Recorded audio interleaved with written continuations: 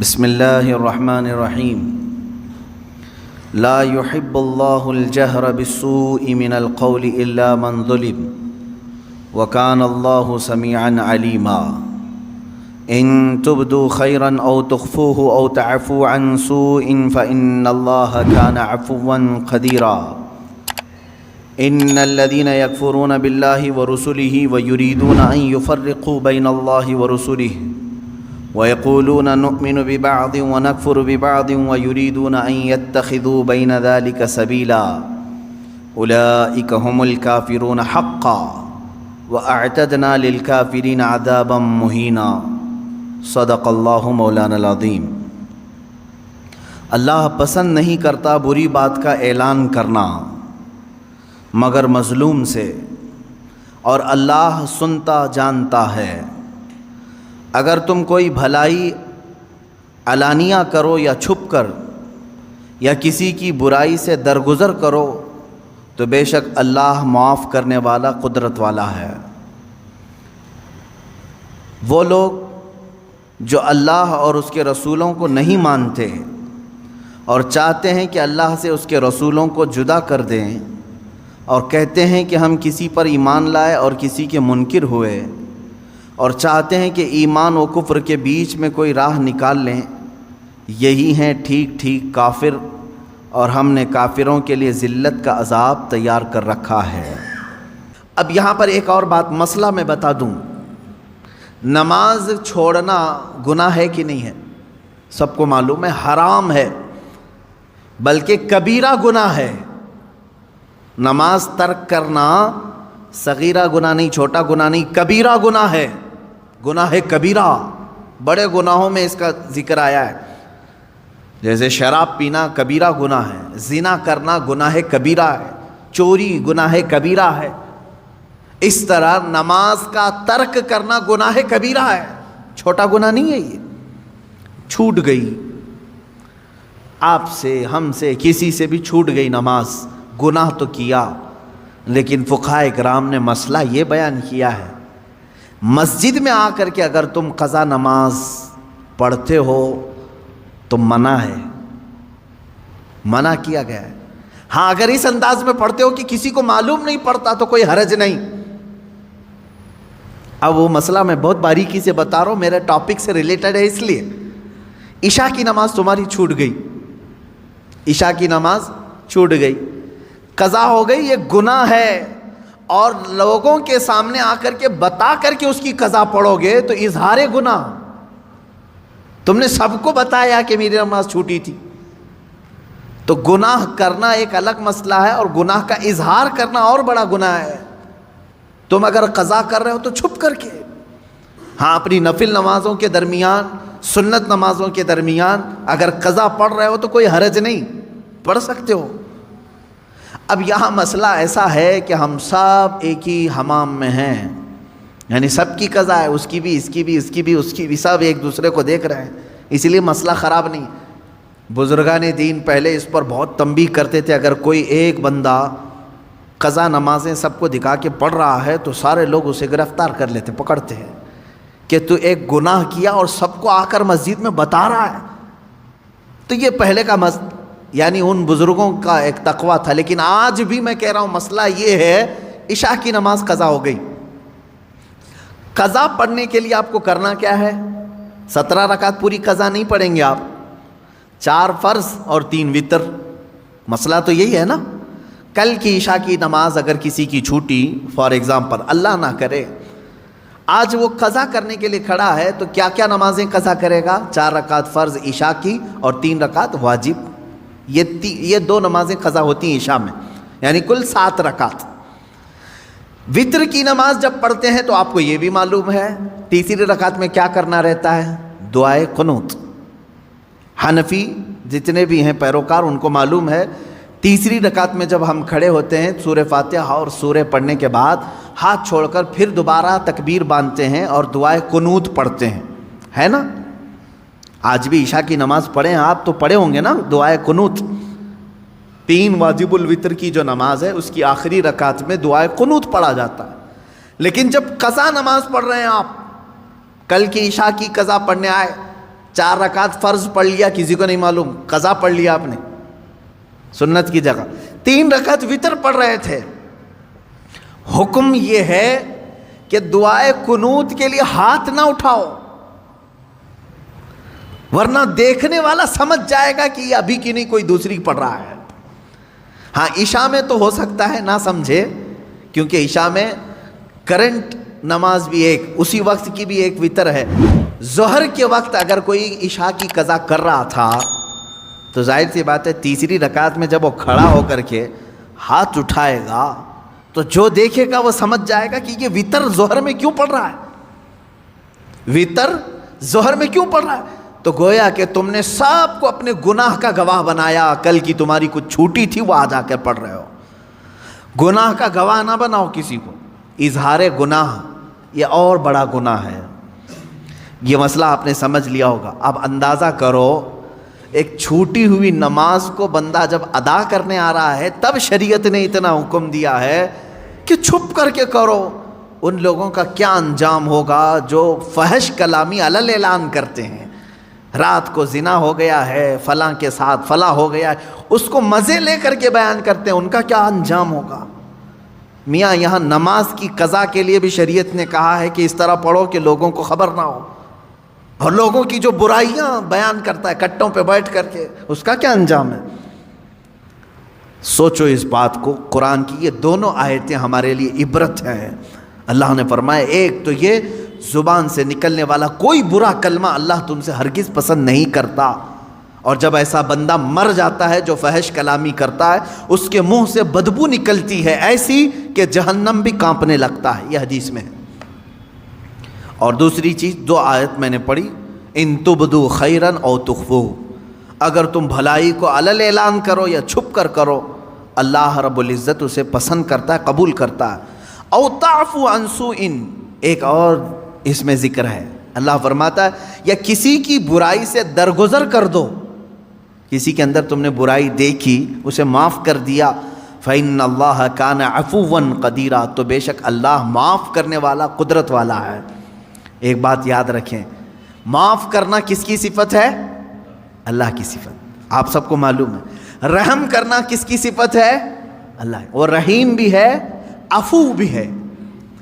یہ 2 عادتیں اگر بندہ اپناتا ہے، بندے کے اندر اگر رحم آیا کسی کے دل کے کسی کے لیے، اور کسی کو دیکھ کر کے بھی اس نے معاف کر دیا، اس پر ایک روایت ہے اللہ رب العزت فرماتا ہے اس بندے کو عذاب دینے میں مجھے حیا آتی ہے کہ رحم میری صفت ہے، عفو میری صفت ہے، میرا بندہ ہو کر یہ رحم کر رہا ہے اور عفو کر رہا ہے.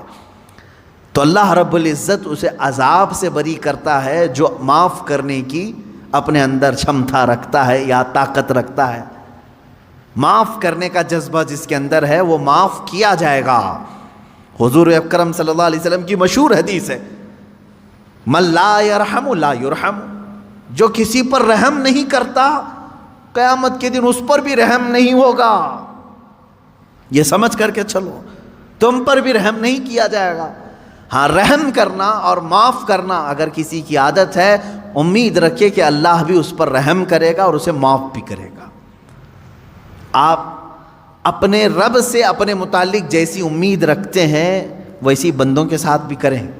مثال کے طور پر 100 گناہ ہو گئے میرے، 100 گناہ ہو گئے، اللہ سے تم کیا امید رکھتے ہو؟ اللہ رب العزت سے تمہاری امید یہی ہے کہ میرا مولا مجھے معاف کرے گا، ہے کہ نہیں؟ تم اپنے متعلق تو یہ امید رکھتے ہو، لیکن تمہارے ساتھ جب کسی نے ایک بھی برائی کر دی اور 9 اچھائیاں کیا ہے، 10 میں سے 9 اچھائیاں کیا، ایک برائی کیا، تم اس کو معاف کرنے کی طاقت نہیں رکھتے. یہ نہیں سوچتے کہ اس کے پاس 9 اچھائیاں تھیں میرے ساتھ، ایک برائی ہو گئی ہے، معاف کر دو اس کو. تو یہ ایک بات یاد رکھو، تم اپنے رب سے 100 گنا اپنے معاف کرانے کی امید لے کر بیٹھے ہو اور اپنے بھائی کے ایک گناہ کو معاف کرنا نہیں چاہتے، تو پھر بھول جاؤ تمہیں بھی قیامت کے دن معاف نہیں کیا جائے گا. اب ایک حدیث میں سناتا ہوں، معاف کرنے کے متعلق یہاں آئی ہے، اس لیے ہمارے معاملات ہوتے ہیں ایک دوسرے کے، مرنے سے پہلے امت مصطفیٰ کو معاف کر کے مرو، کبھی بھی ہو، بدلے کی بھاونا، انتقام کا جذبہ نہ رہے، اللہ کے حوالے کر دو۔ میرے ساتھ جس نے بھی جو کچھ بھی کیا، اللہ تو منتقم حقیقی ہے، تو ہی دیکھ لے، اپنے معاملات چھوڑ دو اللہ کے اوپر۔ اور رہی بات کسی نے کچھ کیا ہے تو معاف کر دو۔ جب تم معاف کر کے مرو گے تو ہو سکتا ہے تم نے بھی کسی کو ٹھیس پہنچایا ہوگا، یا زبانی یا ہاتھ سے، کسی بھی طرح سے، ان کے بھی دل زخمی ہوں گے کسی نہ کسی کی۔ اب یہ رب تعالیٰ اپنے ذمہ کرم پر لیتا ہے، ان کے دلوں کو نرم کرتا ہے، وہ بھی تمہیں معاف کر دیتے ہیں جب تم معاف کر کے دنیا سے جاؤ گے۔ میں حدیث بتا رہا تھا، حدیث یہ ہے، دو بھائیوں میں تکرار ہوئی، جھگڑا ہوا، ایک دوسرے سے دونوں کا کچھ نہ کچھ مباحثہ ہوا، اور تکرار کے بعد دونوں الگ ہوئے جھگڑے کے بعد، لیکن ان میں سے ایک بھائی معافی مانگنے کے لیے آیا دوسرے کے پاس۔ بات یاد رکھیں، حضور پاک صلی اللہ علیہ وسلم فرماتے ہیں، دو جھگڑوں کے بعد اپنے بھائی سے معافی مانگنے میں جو پہل کرے گا، وہ قیامت کے دن میرے ساتھ پہلے جنت میں جائے گا، وہ جنت میں بھی پہلے ہوگا۔ یہی بات تو حضرت امام حسن اور امام حسین کے درمیان حضرت فاطمہ نے کہا تھا۔ دونوں چھوٹی عمر کے تھے، 6 سال یا 5 سال، دونوں میں کچھ تکرار ہوئی، بچپنے کی بات، لڑ کر کے آئے سیدہ زہرا سلام اللہ علیہا کے پاس۔ آپ کے پاس جیسی آئے تو انہوں نے کہا، ایک جملہ یہ کہا، بیٹا مجھے معلوم نہیں کس کی غلطی ہے کس کی خطا ہے۔ ماں فاطمہ تو زہرا رضی اللہ تعالیٰ عنہا فرما رہی ہیں، مجھے یہ نہیں معلوم، لیکن ایک بات یاد رکھ لو کہ دونوں کے تکرار سے، دونوں کے جھگڑوں سے کہیں اللہ دونوں سے ناراض نہ ہو جائے، دونوں رونے لگے، کچھ بھی ہو جائے لیکن مولا ہمارا نہ روٹھے۔ تو حضرت فاطمہ نے کہا، میں نے اپنے ابا جان سے حدیث سنی ہے، جو معافی مانگنے میں پہل کرتا ہے، جو معافی مانگنے میں پہل کرتا ہے وہ جنت میں بھی پہلے جائے گا۔ ابھی یہ جملہ مکمل نہ ہونے کو تھا، امام حسین چھوٹی عمر کے تھے، دوڑ کر کے حضرت امام حسن کے پاس گئے، کہا برادر محترم جو کچھ بھی ہوا ہماری تکرار ہمیں معاف کر دیں۔ اب دوسرے بھائی کا کیا مقام ہے یہ بھی حدیث پاک سے سن لیں۔ معاف کر دیا تو خیر ہے، تم نے معاف کر دیا، کوئی تم سے معافی مانگنے کے لیے آیا، معاف کر دیا۔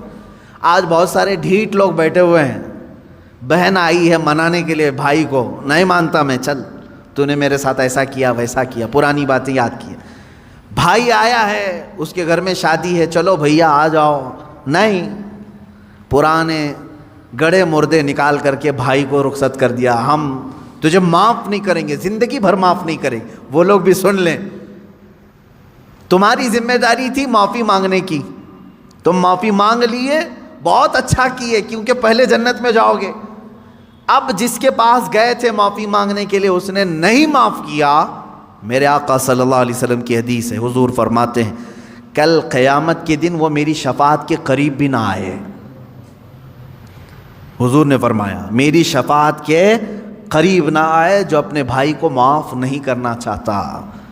تم سے اگر تمہارا بھائی منانے کے لیے آ گیا، تمہاری بہن آ گئی، تمہارا پڑوسی آ گیا، تمہارا رشتہ دار آ گیا، تو پہلی بات تو یہ سوچ لو کہ وہ بازی مار لے گیا۔ معافی تو تمہیں بھی مانگنا چاہیے تھا، پہل میں کیوں نہ کروں، لیکن وہ بازی مار لے گیا، جنت میں پہلے جائے گا۔ اب اگر تم نے معاف کر دیا تو خیر ہے، نہیں معاف کرا تو کل قیامت کے دن شفاعت رسول سے بھی محروم ہو جاؤ گے۔ اب رسول اگر شفاعت نہ کریں کس کے پاس جاؤ گے؟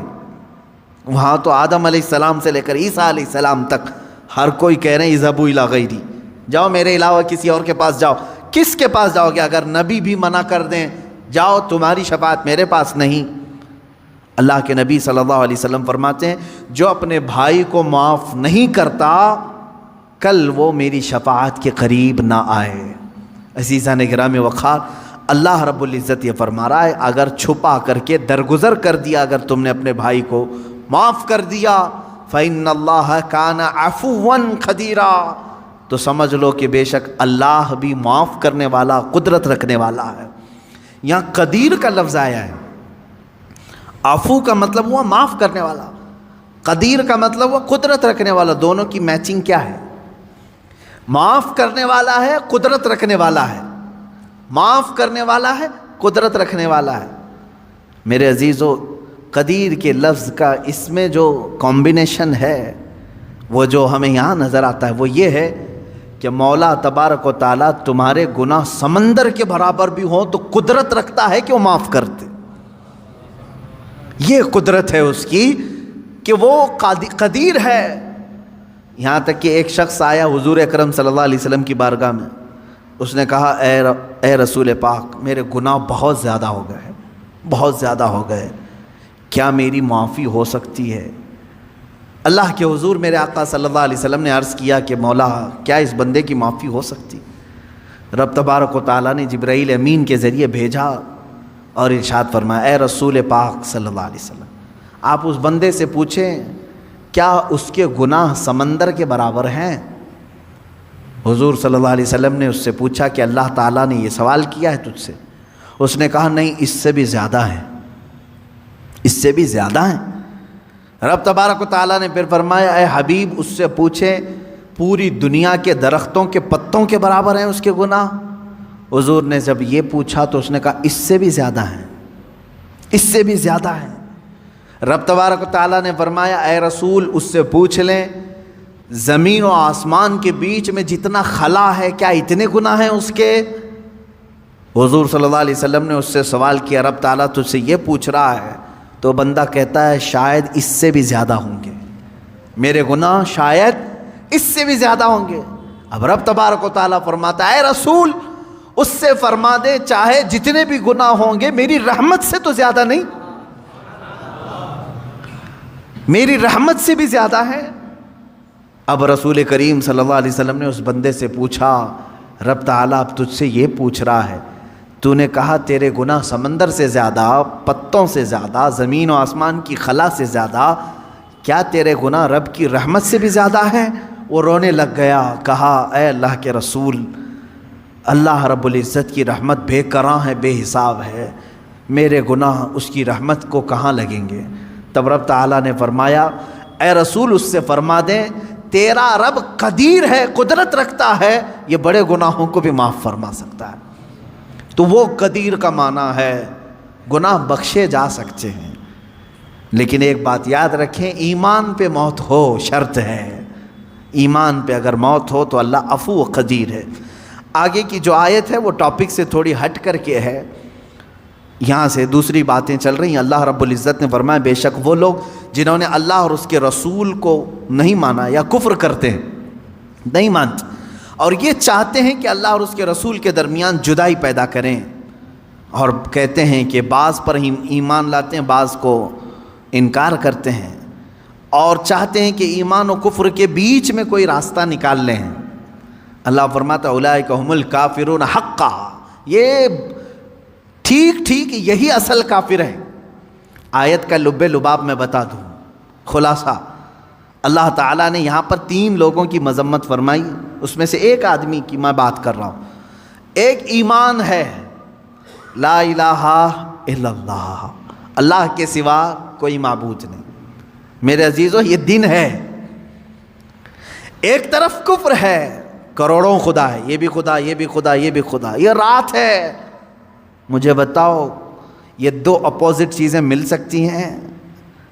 ایک کہہ رہا ہے کوئی خدا نہیں سوائے اللہ کے، ایک کہہ رہا ہے ہر ایک خدا ہے. اپوزٹ چیزیں ہو گئی. ایمان اور کفر مل سکتے ہیں، دونوں کا ملاپ ہو سکتا ہے، لیکن کچھ لوگ چاہتے ہیں کہ ان کے بیچ میں ایک راستہ نکال لیں. انہی کے بارے میں قرآن کہتا ہے، اللہ تعالیٰ فرماتا یریدون ان یتخذوا بین ذلک سبیلا. کچھ لوگ ایسے ہیں جو چاہتے ہیں ان کے اور ان کے بیچ میں ایک راستہ نکال لیں. یہ لوگ کون ہیں؟ وہ بعض اسلام کو بھی ایکسیپٹ کرنا چاہتے ہیں اور بعض کفر کو بھی قبول کرنا چاہتے ہیں. یہ بھی تھوڑے اچھے ہیں، یہ بھی تھوڑے اچھے ہیں. ان کی یہ چیزیں ہم نہیں لیں گے، ان کی یہ چیزیں ہم نہیں لیں گے، دونوں کو ملا کر کے تم مکسچر ایک راستہ بنانا چاہتے ہو. یہ کون لوگ ہیں مولا؟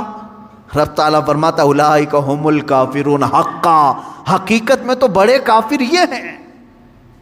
جو باؤنڈری کو پاٹ رہے ہیں، بیچ کی باؤنڈری کو ہٹا رہے ہیں، یہ حقیقت میں بڑے کافر ہیں۔ اللہ فرماتا ہے وَأَعْتَدْنَا لِلْكَافِرِينَ عَذَابًا مُهِينًا، رب تعالیٰ فرماتا ہے ہم نے کافروں کے لیے ذلت کا عذاب تیار رکھا ہے۔ میرے عزیزو، اس میں ہونا کیا چاہیے؟ دیکھیں بعض لوگوں کو ایسا لگے گا کہ یہ کسی سے بھی ملنے کی بات نہیں کرتے، کیوں نہیں؟ آپ ملیں، سارے لوگوں سے ملیں، دنیا میں جتنے ریلیجنس ہیں سب سے ملیں، آپ یہودی، عیسائی، ہندو، جو کچھ بھی ہیں سب سے ملیں، اخلاق تم اپنے دکھاؤ ان کو۔ لیکن میں جس چیز کی بات کر رہا ہوں وہ یہ ہے کہ اپنے اخلاق کے ساتھ دوستی رکھی جا سکتی ہے، لیکن ہر عقیدے کو ایکسیپٹ نہیں کیا جاتا۔ ہر ایک چیز کو ہم اپنے رنگ کو ایسا نہ بدلیں جس کو محاورے میں کہا گیا کوا چلا ہنس کی چال، اپنی چال بھول گیا۔ کوا جو ہے وہ سوچتا ہے ہنس کی طرح میں بھی چل کر کے دیکھوں، بعد میں ہوتا کیا ہے وہ پریکٹس کرتے کرتے وہ ہنس کی طرح بھی نہیں چل پا رہا ہے اور اصلی کوا بھی نہیں رہا، بیچ کا ہو گیا، اس کو اپنی چال ہی ختم، بھول گیا۔ اسی طرح کچھ لوگ ایسے ہیں جو سوچتے ہیں نہیں ہم سیکولر ہیں، ہم بیچ والے ہیں، ہم پورے مسلمان بھی نہیں بننا چاہتے، ہم پورے وہ بھی نہیں، وہ درمیان میں آ کر کے ان کو بعد میں یہ بھی بھول جاتے ہیں کہ ہم تھے کیا اصل، وہی کوے ہیں جو اپنی چال بھول گئے۔ اسی لیے کہا گیا ہے اللہ رب العزت نے تمہیں جس فطرت میں پیدا کیا ویسے ہی رہو، ویسے ہی رہو۔ اب اس کو ایک میں دوسری مثال بتا دوں۔ ایک بندہ ایسا ہے کتوں سے بہت پیار کرتا تھا، کتے اسے اچھے لگتے تھے، یہ تھا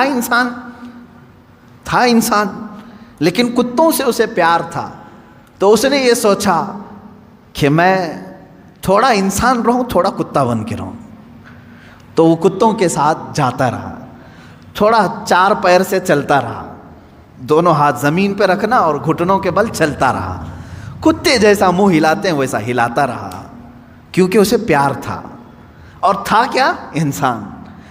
وہ کتوں سے پیار کی وجہ سے تھوڑا کتا بننے کی کوشش کرتا رہا، لیکن بہت دن وہ پریکٹس کر کر کے اس کی حالت ایسی ہو گئی کہ کتا تو بن نہیں سکا، کیونکہ نہ دم آئی نہ کان نکل پائے، کچھ نہیں ہو سکا، کتا نہیں بن سکا۔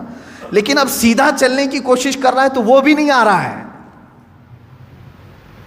یہ بھی تذکرہ ہے بزرگوں کی کتابوں میں موجود ہے۔ اب وہ سیدھا چلنے کی کوشش کر رہا ہے انسانوں کی طرح، وہ بھی نہیں ہو پا رہا ہے اس سے، کیونکہ بہت دن پریکٹس کیا کتا بننے کی۔ تو کیا ہوا؟ نہ انسان بن کر کے رہا نہ کتا بن کر کے، یہ کون سی تیسری مخلوق بن گئی، ایک الگ ہی بن گیا۔ یہی قرآن کہتا ہے کہ کچھ لوگ یہ چاہتے ہیں کہ بیچ کا راستہ نکالیں۔ میاں کاہے کا بیچ کا راستہ؟ کیا اسلام میں کوئی چیز کمی رہ گئی تمہیں؟ جو اکبر بادشاہ نکالنے کی کوشش کیا تھا، دونوں کو میچ کر کے ملا کر کے ہم ایک نیا دین تیار کریں گے، نیا مذہب تیار کریں، یہ بھی ہم کو چاہیے یہ بھی ہم کو چاہیے، دونوں کو ملا کر کے۔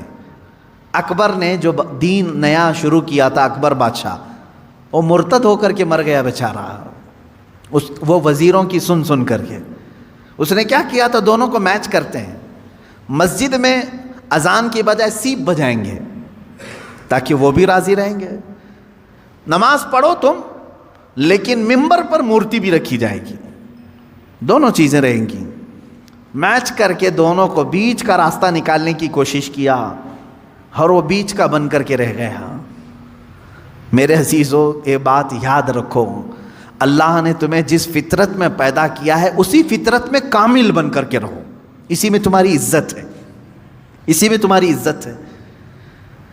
قرآن کہتا ہے یا ایھا الذین آمنوا ادخلوا فی السلم کافہ، اے ایمان والو اسلام میں پورے کے پورے داخل ہو جاؤ، آدھا تیتر آدھا بٹیر نہیں، پورے کے پورے داخل ہو۔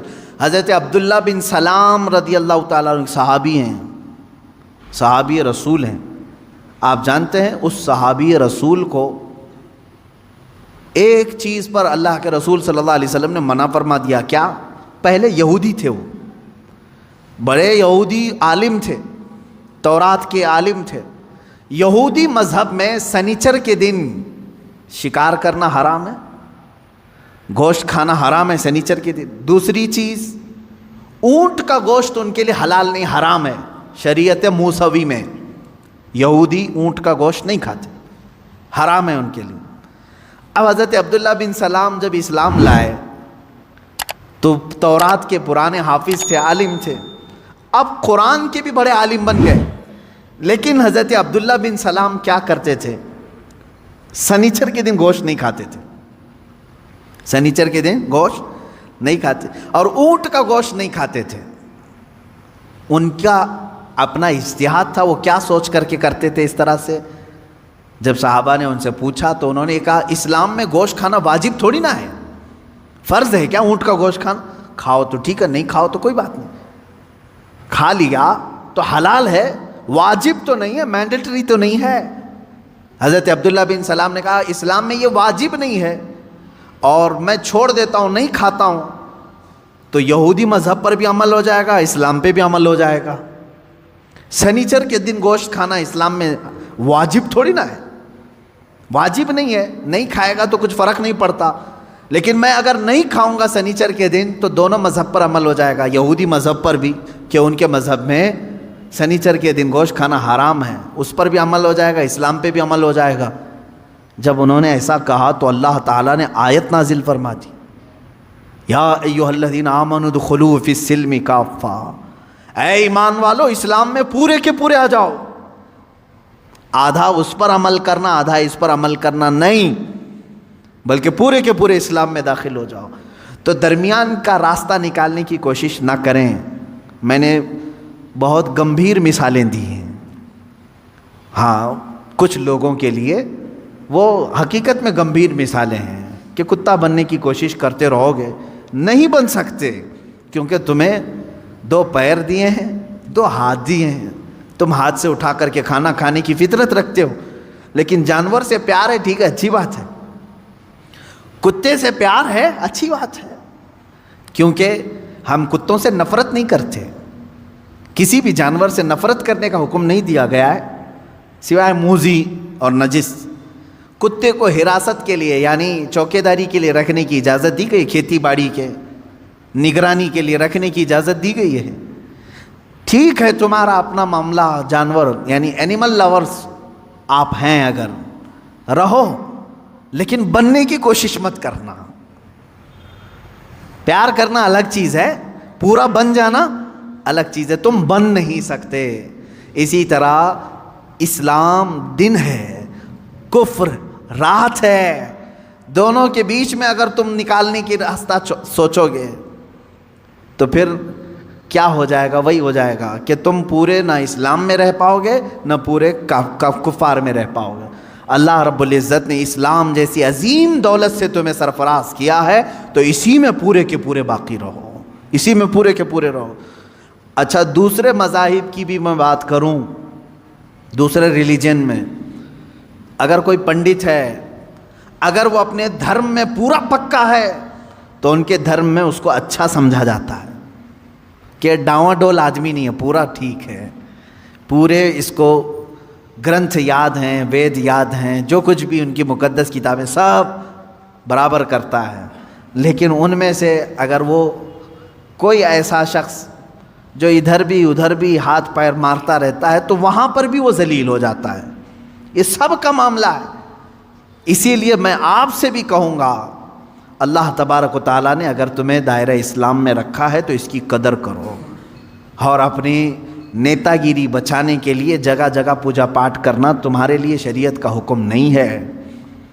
ہاں آپ اگر یہاں ہندوستان میں رہتے ہیں، آپ کے پڑوسی ہندو ہیں، نان مسلم ہیں، تو ہمارے لیے اجازت ہے کہ ان کے دل رکھنے کے لیے آپ ان سے دوستی رکھ سکتے ہیں. پڑوسی کے حقوق میں یہاں تک ہے، اسلام نے بتایا اگر وہ غمگین ہے تو اس کے غم کو دور کرنے کی کوشش کرو، اگر اس کے گھر میں کسی چیز کی کمی ہے تو پوری کرو، اگر ان میں کسی کا انتقال ہو جائے، مر جائے، تو تم اس کے ہاں تعزیت کے لیے جا سکتے ہو، اگرچہ دور کھڑے رہو. پڑوسیوں کے حقوق میں ہمیں اسلام نے یہ اجازت دی ہے. لیکن میرے عزیزو، جہاں تک اسلام نے اجازت دی ہے اتنا کرتے رہو. میں نے پھر وہی مثال یاد دلائی، اگر کسی سے محبت ہے تو محبت رکھو، پورا وہ بننے کی کوشش مت کرو، درمیانی راستے میں جانے کی کوشش نہ کرو.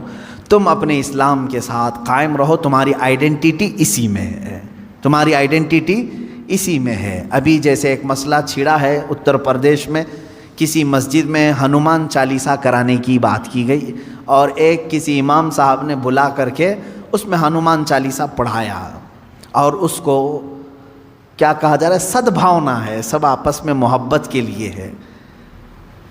کیا میں یہ پوچھنا چاہتا ہوں، صدبھاونا ایک طرف سے ہونی چاہیے؟ اگر مسجد میں کوئی ہنومان چالیسا کر رہا ہے تو کیا کوئی پنڈت اجازت دے گا کہ رام مندر جو بنا رہے وہاں ہم بھی پہلی اذان دے دیں، قرآن کی تلاوت کریں؟ کیا یہ صدبھاونا کی فکر ہر ایک کو ہے؟ نہیں ہے تو چھوڑو، ہم دعوت کہاں دے رہے ہیں آپ کو. آپ اپنی مندر میں پوجا کرو، سارے ہون کرو، ساری چیزیں تمہارے مقدسات جتنے اس پر عمل کرتے رہو. ہمیں ہماری مسجدوں میں جو ہمارے مقدسات ہیں اس پر عمل کرنے کی اجازت ہو.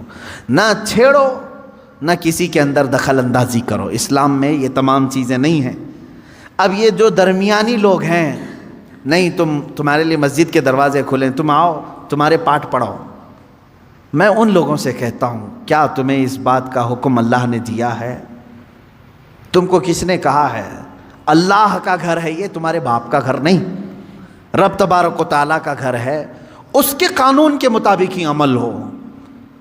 میں کسی ہنومان چالیسے کے متعلق یہ نہیں کہہ رہا کہ وہ کیا ہے، واللہ اعلم. اگر ہندو اس کو مقدس سمجھتے ہیں اور پڑھتے ہیں تو جہاں من کرے وہاں پڑھیں، اپنی عبادت گاہوں میں پڑھیں. ہم خلل اندازی کبھی نہیں کریں گے، کیونکہ اسلام یہ کہتا ہے جو جس دین سے وابستہ ہے اس کو رہنے دو. قرآن پاک میں لا اکراہ فی الدین، دین میں کوئی زبردستی نہیں. زبردستی ہم پکڑ کے لائیں گے بھی نہیں آپ کو. آپ کی اپنی مرضی، یہ ہر انسان کی اپنی مرضی سے وہ اپنا دین اور اپنا مذہب اختیار کرتا ہے.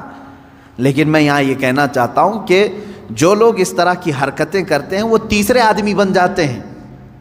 بیچ کے آدمی نہ بنو، اچھے لوگ نہیں ہوتے بیچ کے. یعنی بعض جگہ بیچ میں ہونا اچھا ہے، بعض جگہ بیچ میں ہونا بہت برا سمجھا جاتا ہے. اس طرح سے اسلام میں ہو تو پورے اسلام میں رہو. اگر کوئی عیسائی ہے تو وہ اپنے پوری عیسائیت کو فالو کرے، ہمیں اس سے کوئی اعتراض نہیں. کوئی ہندو ہے تو اپنے ہندوازم کو پورا فالو کرے، ہمیں اس سے کوئی اعتراض نہیں. تمہاری اپنی مرضی ہے. لیکن جو لوگ اس طرح کی حرکتیں کرتے ہیں وہ کہیں کے نہیں رہ جاتے. قرآن نے یہی کہا، یہی ٹھیک کافر ہیں، یہی لوگ کافر ہیں. اللہ رب العزت ایسے درمیانی لوگوں سے ہماری حفاظت فرما ہے. اللہ تعالی ہمارے دلوں میں قوت ایمان کو راسخ کر دے کہ ہم ایمان پر ہی جمے رہیں اور ایمان پر ہی ہماری موت آئے. اللہ تعالیٰ نے ہمیں جس مذہب مقدس پر زندگی دیا ہے، اے کریم خدا اسی مذہب مقدس پر ہماری آخری سانس عطا فرما. وآخر دعوانا الحمد للہ رب العالمین.